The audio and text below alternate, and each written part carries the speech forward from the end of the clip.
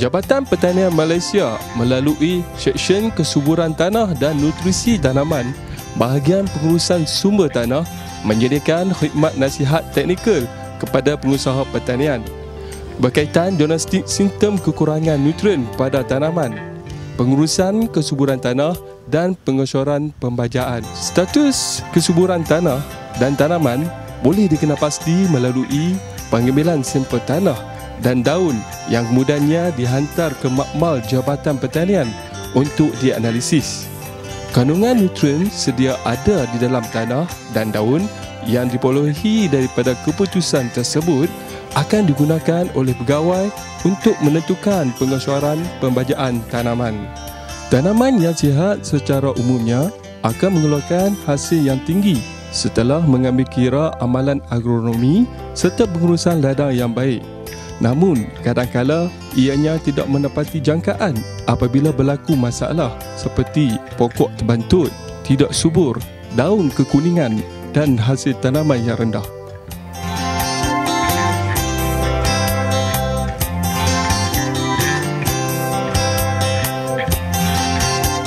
Diagnostik simptom kekurangan nutrien merupakan salah satu kaedah menentukan keperluan nutrien tanaman yang dibuat secara kualitatif, iaitu melalui penglihatan dan penelitian kepada keadaan serta perubahan fizikal pokok.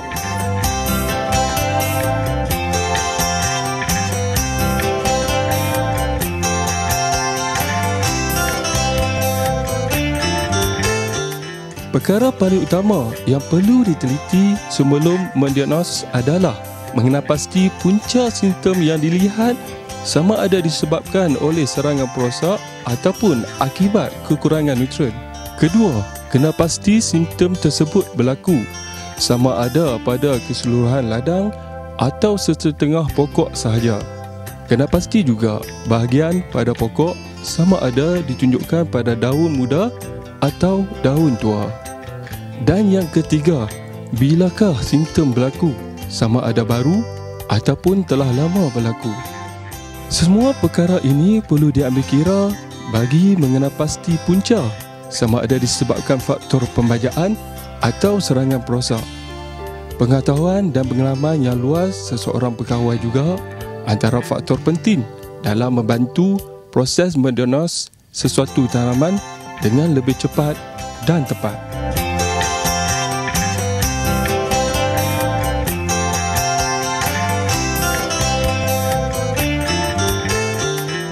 Tahap kekurangan nutrien pada pokok dapat dikategorikan sebagai kekurangan teruk, tiada gejala visual, kekurangan satu unsur ataupun kekurangan dua atau lebih unsur.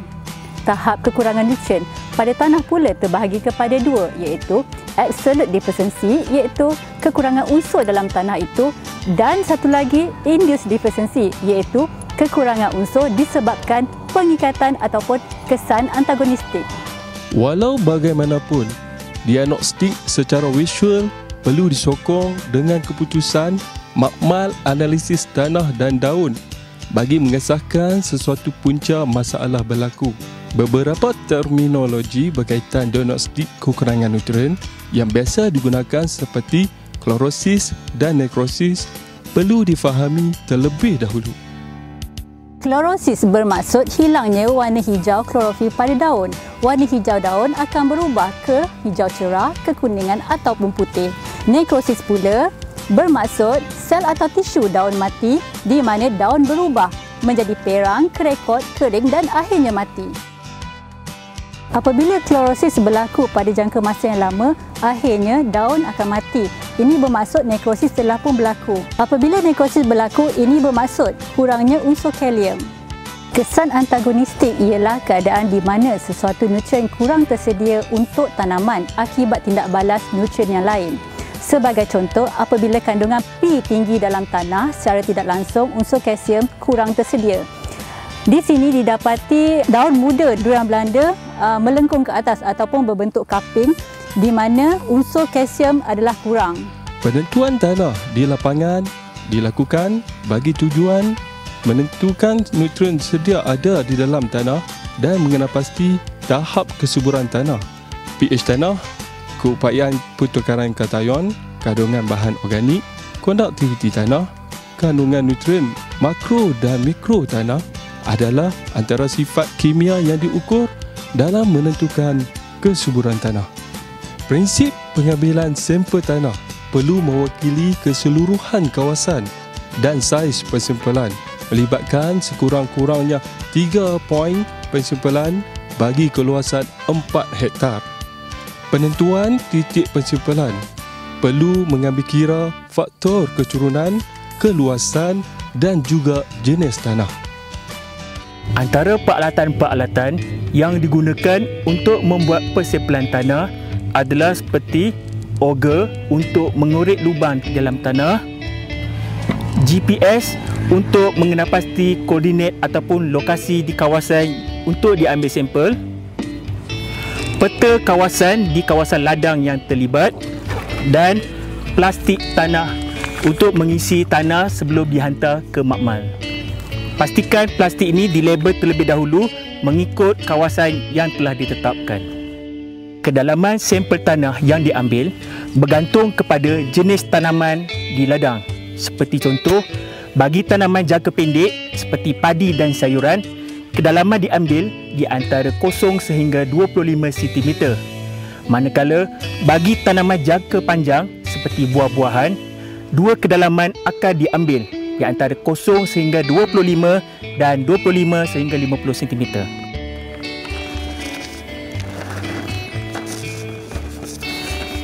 Sampel tanah akan diambil di dalam anggaran 0.5 kg sehingga 1 kg. Diambil sekurang-kurangnya 3 poin dan dia akan jadikan satu komposit. Selain status kesuburan tanah, kesuburan tanaman juga perlu diketahui bagi mengenal pasti punca masalah di sesuatu kawasan ladang pertanian. Penentuan kesuburan tanaman boleh dilakukan melalui kaedah persimpelan daun.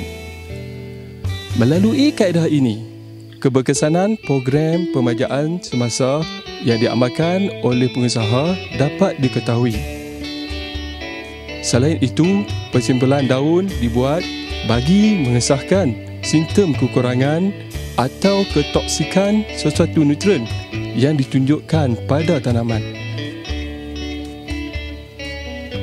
Pemilihan daun untuk pensimpelan adalah di bahagian pertengahan pokok dan daun yang terdedah kepada cahaya matahari. Waktu pengambilan sampel yang paling sesuai adalah di awal pagi dan lewat petang. Ini kerana liang stomata daun masih terbuka dan kadar metabolisme pokok berada pada tahap yang optimum. Sebanyak 300 hingga 500 gram berat basah daun diperlukan di sesuatu lokasi bagi setiap satu sampel komposit. Daun dipilih sebagai sampel kerana daun merupakan bahagian utama berlakunya proses metabolisme tanaman. Sebarang perubahan terhadap aplikasi baja akan lebih jelas dilihat pada daun.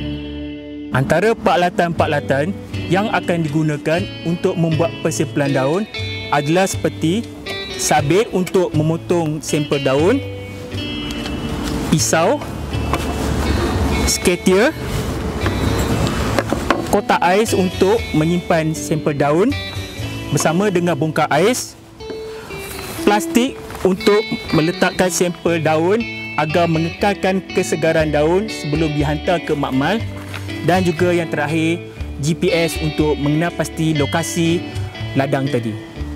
Secara umumnya, pemilihan daun untuk pensimpelan adalah bergantung kepada jenis tanaman dan daun. Peringkat pertumbuhan daun yang paling sesuai adalah daun muda termatang. Ini kerana kandungan nutrien dalam daun tersebut adalah pada paras yang paling seimbang. Untuk tanaman berdaun majmuk seperti contoh tanaman durian Belanda, sampel diambil pada daun yang ketiga dan keempat muda termatang pada dahan yang utama di bahagian tengah untuk dijadikan persimpelan sebanyak 300 ke hingga 500 gram. Elakkan persimpelan pada daun yang telah rosak. Pastikan juga persimpelan pada dahan yang terdedah kepada cahaya matahari. Setelah sampel diambil, sampel daun akan diletakkan ke dalam plastik dan seterusnya dimasukkan ke dalam kotak yang berisi dengan ais untuk mengekalkan kesegarannya dan dihantar ke makmal untuk mendapatkan keputusan analisa daun.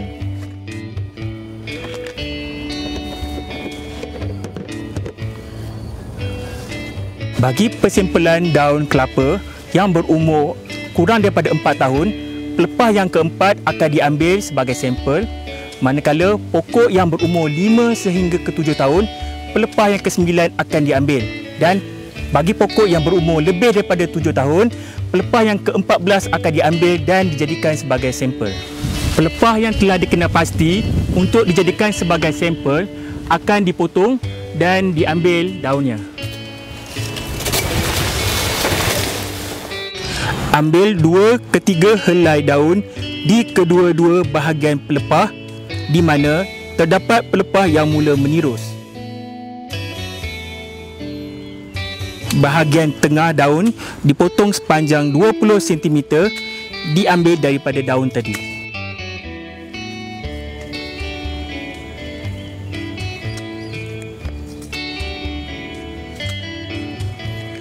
Lidi dibuang dan potong kepada beberapa bahagian.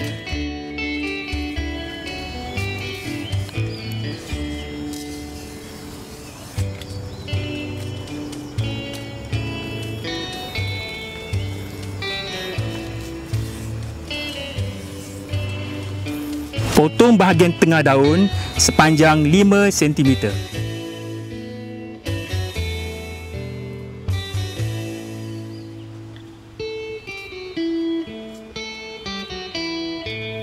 Sampel daun yang telah diambil akan dimasukkan ke dalam plastik dan seterusnya dimasukkan ke dalam kotak yang berisi dengan ais untuk mengekalkan kesegaran daun untuk dihantar ke makmal dan dianalisa.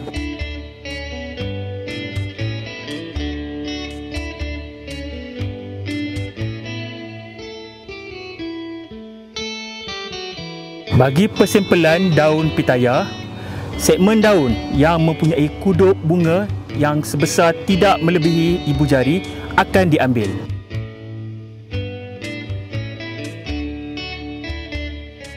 Daun yang mempunyai kuduk bunga tadi akan dipotong dan kemudian diambil sepanjang 20 cm.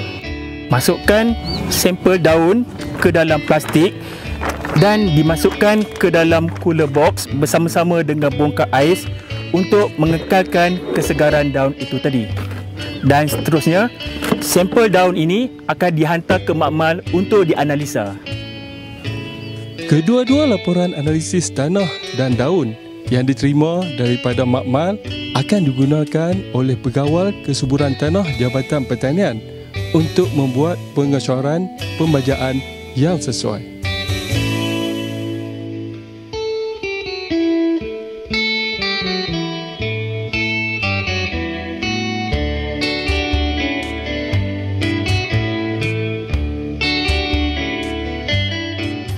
Tahap keeksidan sesuatu tanah untuk penanaman projek pertanian perlu diambil berat memandangkan elemen pH tanah ini sangat berkait rapat dengan kesuburan sesuatu tanah.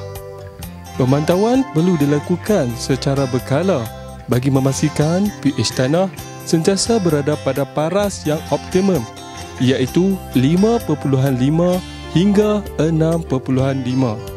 Pada paras ini, nutrien yang sedia ada di dalam tanah tidak terikat dan tersedia untuk diambil oleh akar tanaman.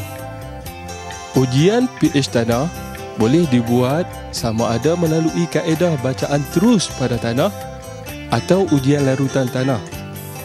Ujian secara larutan tanah dimulakan dengan menimbang 5 gram tanah dan dicampur dengan 25 ml air surin dan seterusnya digoncang serta dibiarkan selama beberapa minit sebelum bacaan diambil. Bacaan pH tanah melalui kaedah ini adalah lebih tepat berbanding bacaan terus pada tanah. Terdapat dua kaedah pengujian pH tanah, sama ada secara terus kepada tanah dan juga menggunakan larutan tanah. Untuk pada kali ini, saya akan menerangkan bagaimana cara untuk menguji menggunakan larutan tanah. Alat yang pertama yang kita perlukan adalah pH meter. Yang kedua adalah air suling. Yang ketiga adalah beaker. Yang keempat adalah silinder penyukat. Dan juga yang kelima, yang terakhir sekali adalah tanah yang telah diproses, iaitu dikering, ditumbuk dan juga diayak. Tanah ditimbang sebanyak 5 gram dan dimasukkan sebanyak 25 ml air suling.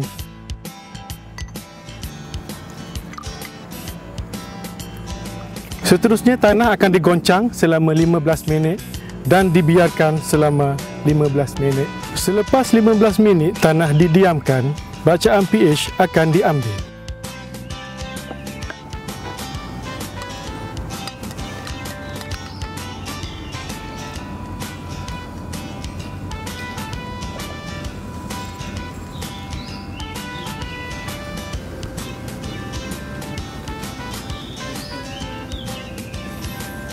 Bacaan pH adalah pada kadar 4.11, di mana tanah ini adalah berstatus berasid dan sebanyak 3 tan kapur GML diperlukan bagi 1 hektar tanaman ataupun 300 gram per meter square.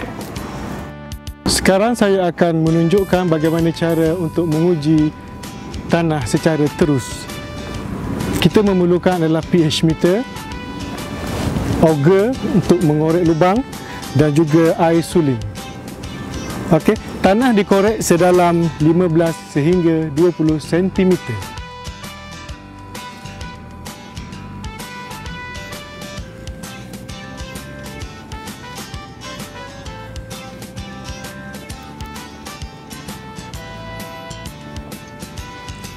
Lubang yang telah dikorek tadi akan dimasukkan air suling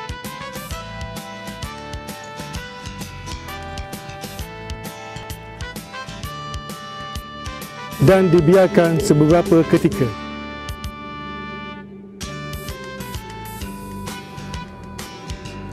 pH tanah yang sesuai perlu digunakan bagi menguji tanah tersebut.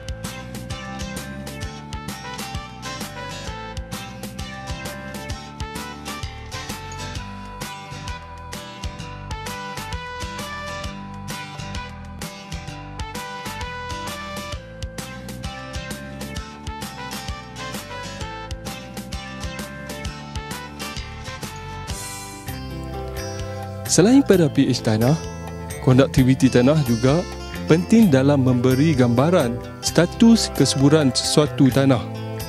Paras optimum bagi konduktiviti tanah adalah antara 151 hingga 500 microsiemen per sentimeter dan dikelaskan sebagai tanah subur. Alat yang digunakan adalah isi meter mudahari. Selain daripada bacaan pH, larutan tanah ini juga boleh digunakan untuk mengambil bacaan isi tanah, di mana untuk menguji tahap kemasinan tanah.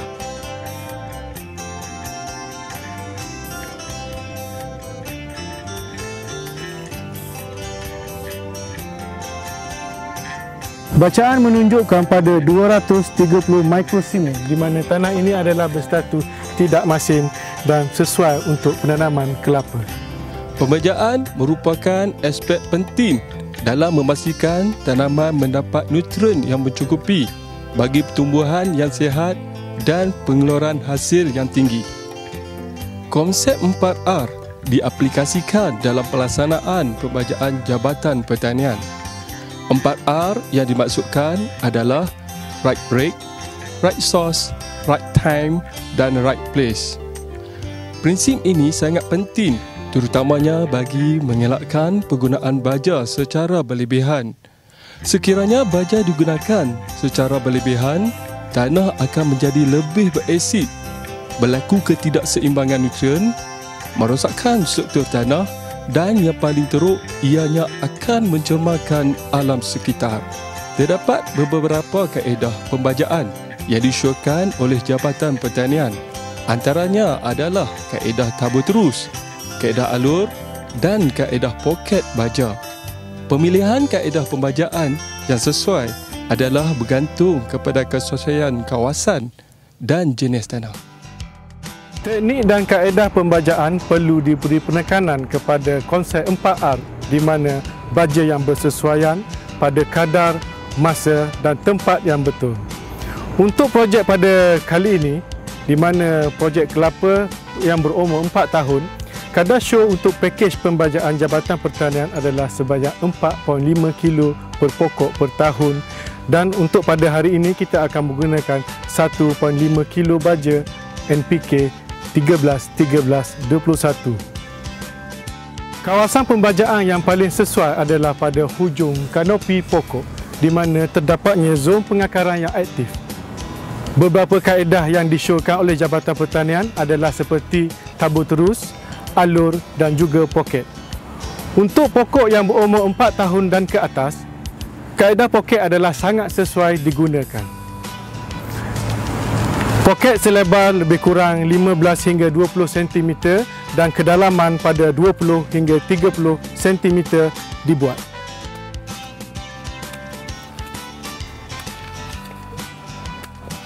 Untuk pokok kali ini, kita menyediakan 6 lubang poket dan sebanyak 250 gram baja digunakan untuk setiap poket tanaman.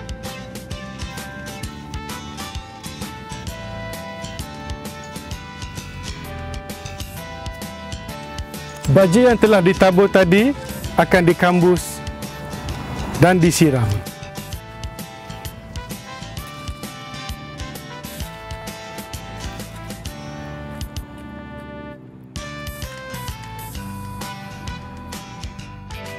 Melalui pelaksanaan konsep 4R dalam aktiviti pembajaan akan menjamin produktiviti tanaman dan kelestarian alam sekitar.